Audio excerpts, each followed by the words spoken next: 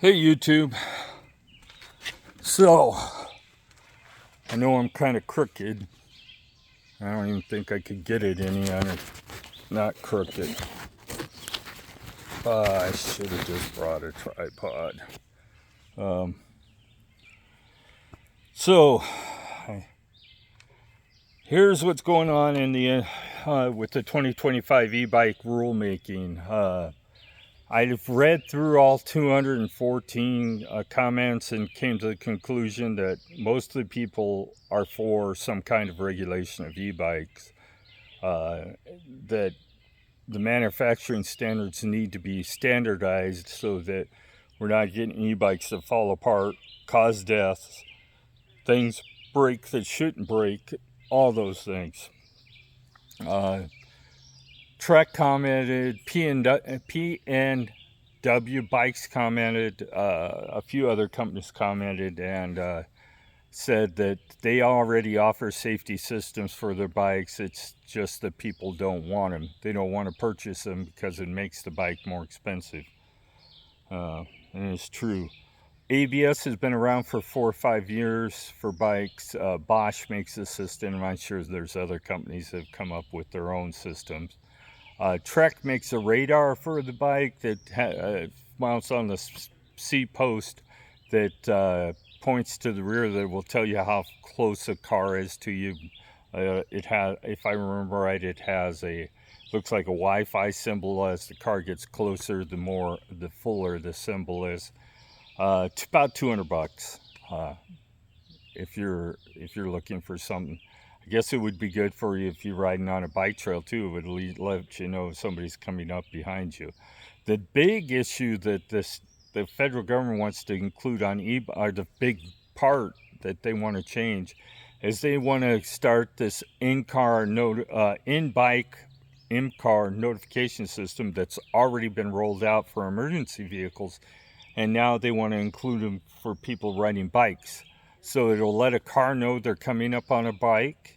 It will let a pedestrian know that a bike is coming up on him, and it's got about a half-mile range, so it will notify people in quite a wide range depending on terrain of if you have a modern car like 2020 or so newer, most of them have some kind of system that, like mine, will pop up on the main screen in the car that an ambulance or emergency vehicle is coming up on me, so that I know I need to get off to the side of the road.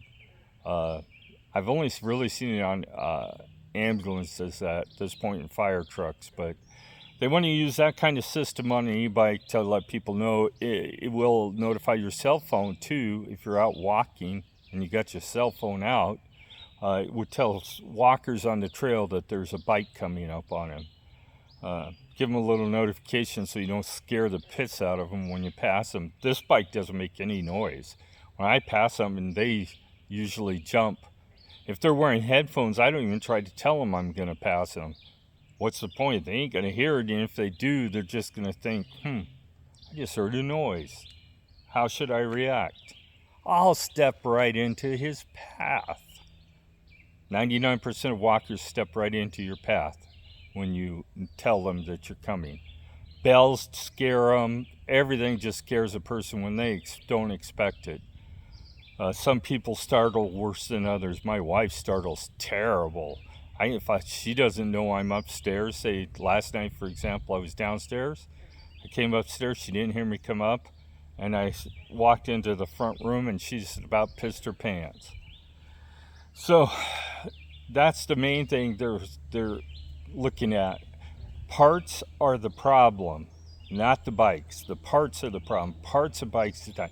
Do you realize that in those statistics there was 2 people that died by e-bike battery, and the e-bikes batteries weren't being charged. They exploded on the bikes and it killed them. They probably crashed, the bike landed on top of them, and they couldn't get out from underneath it fast enough, and it caught them on fire. 2 people.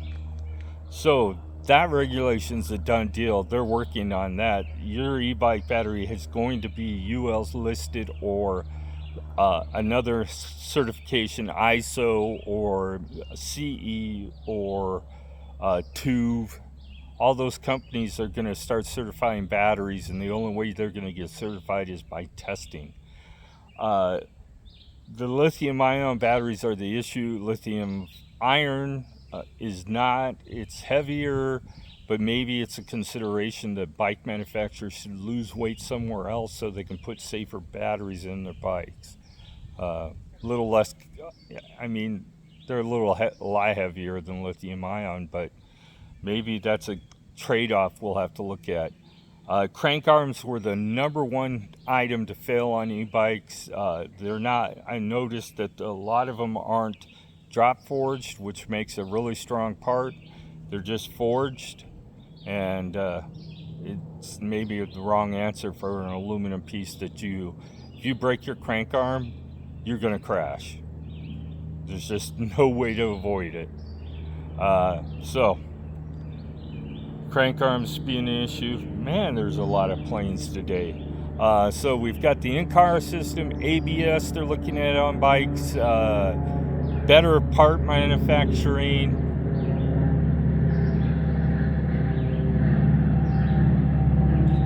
We are near an airport, so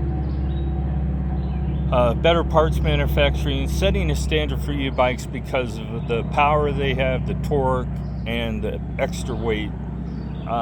Certifying tires for high-speed e-bikes.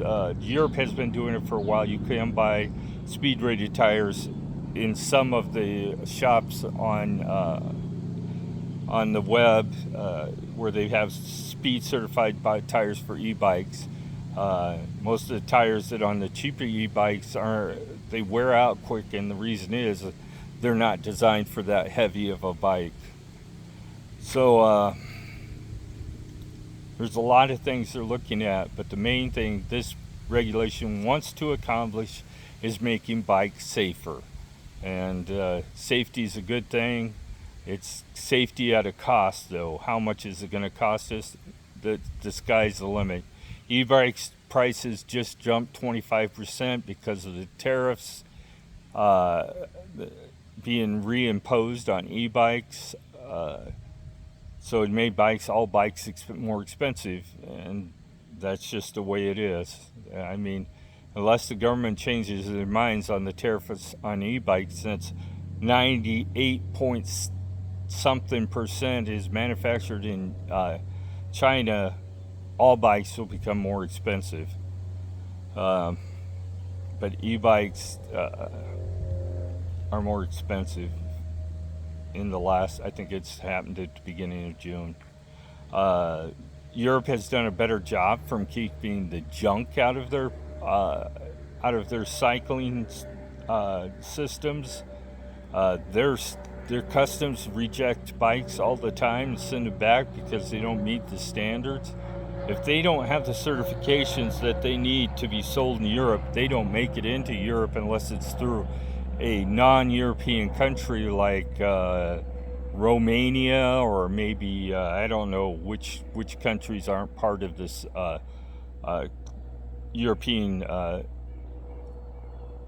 community, but you could go to one of those non-European community countries and buy the same junk we can. And now if they catch him on the roads, they may confiscate the bike and write him a ticket, but the Germans are more, the Europeans as a whole, some are clueless, but some countries have a very big bike community, and the law enforcement there knows the regulations and enforce them. Other countries, they're as clueless as most of the police officers in this country when it comes to what bike is what. So, I just wanted to give you guys an update. I usually would do this on Saturday, Sunday, but I think we're going to be out rock hunting this Sunday, so I wanted to get it done. I've read all the comments. P&W was one of the big companies that commented. They basically didn't want any reform or regulation. They want to keep their bikes as they are. They don't want balance bikes regulated, child's equipment. Trek said that they think there's enough safety items available to e-bikers right now to make their bikes safe. Yeah. And there was a lot of negative. There was one comment that was 46 pages long, and it was from a bicycling group. And they advocate for cyclists, but they too asked that bikes be made safer for their members. Well, I want to keep this video kind of short. Just a little update on the rules. There is some positives out of that. I think that in-car warning system that they called it, used on an e-bike, would be appropriate for most people because it would keep people that are walking on the trails from walking into you. Have a great day.